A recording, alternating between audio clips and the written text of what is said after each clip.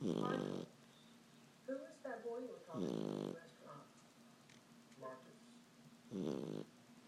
Marcus, and he works here? Yeah. How do you know him? He's my brother.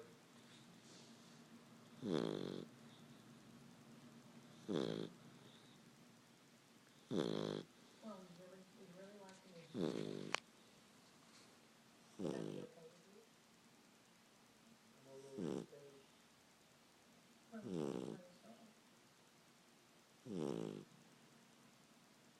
Well, maybe.